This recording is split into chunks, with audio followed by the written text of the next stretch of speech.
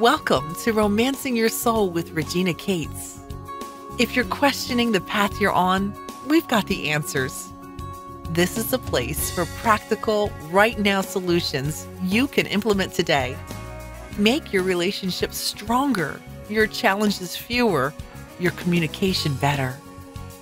Here's your host, the acclaimed author of Lead With Your Heart, personal empowerment coach, and positivity junkie, Regina Cates.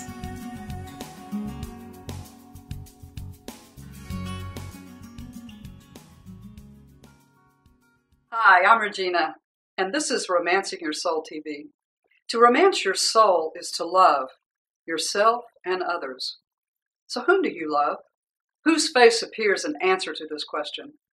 Well, regardless of who causes your affection to swell, a truth to engrave upon your heart about love is this.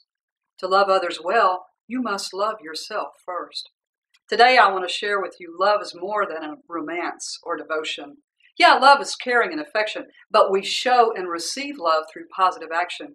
You know you are loved by how positively others treat you.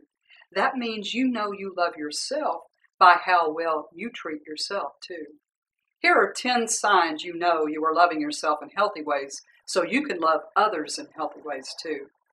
Number 1, no is part of your vocabulary.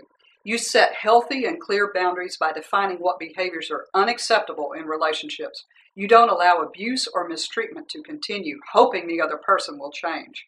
Once you've set a boundary, you don't back down or cave in. Number 2, self-care is a top priority. Nurturing your body, eating healthy, and limiting sugar and processed foods. Taking downtime from technology, getting regular physical and dental examinations, taking periods of peaceful silence, time and playful activities. All of these are ways of taking good care of you. Number 3, self-sacrifice is healthy, not codependent. You are not responsible for the actions of others. Their behavior is their responsibility, just like yours is your responsibility. Nor do you cover up or try to protect people from getting back the consequences of their actions. While you're supportive of others, of course, you don't carry their burdens or worry about their problems. You accept you cannot change others, and you don't let yourself feel obligated to do what others expect of you at the expense of your needs. Number 4, you accept responsibility for your actions. You apologize when you do something that is hurtful or offends someone.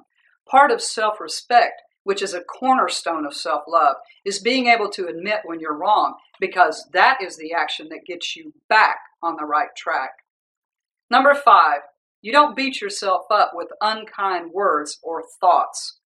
You love yourself by viewing mistakes as opportunities to grow. You accept the truth you're not going to be perfect. You acknowledge you're going to make choices that in hindsight could have been better. You don't beat yourself up with the should-haves or could-haves or would-haves that come from knowing now what you didn't know at the time you made the less than best choice. You forgive yourself and use that energy to learn from your bad choices, but by not repeating them, but you don't beat yourself up for them. Number 6, you intentionally make getting enough sleep a top priority. Oh, ladies and gentlemen, deprivation of sleep is ruining us. It is altering the functioning of our immune system, which is necessary to help our bodies fight disease. Not enough sleep also causes us to gain weight and affects the way body processes and stores carbohydrates. It's during sleep that your body heals itself, resets itself sort of like a computer, and also stores the information you have learned. Number 7, throughout the day, you intentionally slow yourself down. You just stop for a few minutes and take a few deep breaths to relax, to center and balance, so you stay peaceful. Number 8, you let go of people who are consistently negative. Now, each one of us is going to have a bad day and attitude once in a while. That's normal. But those people whose glass is always empty and whose life is miserable only bring us down. While misery does love company, love yourself by choosing not to join miserable people in wallowing in their suffering. Number 9, you are flexible. Accepting life is not a calm river that always flows peacefully in one direction. Wouldn't that be great? Just doesn't happen that way. When you encounter an unwelcome change of flow, like the loss of a relationship, or you lose a job, or even a death of a loved one, or an illness, Accept that fighting against the current, which means trying to control the uncontrollable or change the unchangeable, know the unknowable, or prevent the unpreventable, is only going to result in your stress, disappointment, and frustration. Love yourself by accepting the reality of what is happening right now, rather than clinging to a fantasy of what you want something to be. This is how you get back to safer, calmer waters as soon as possible. Accept what's real, ladies and gentlemen. Number 10, you refuse to gossip about others and about yourself. Love supports, encourages, stands up for, defends, and lifts up. If you wouldn't say something to someone's face, then don't say it behind their back.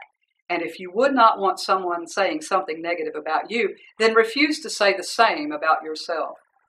Love is positive action, so work on loving yourself by treating you with the positive behaviors of love. When you love yourself first, you will love others well. And I want to assure you of something. Loving yourself first is far from being selfish. In fact, it's actually responsible. If you want more information on how to love yourself, pick up a copy of my book, Lead with Your Heart, Creating a Life of Love, Compassion, and Purpose. It is actually my journey of how I learned to love myself first so I could love others well.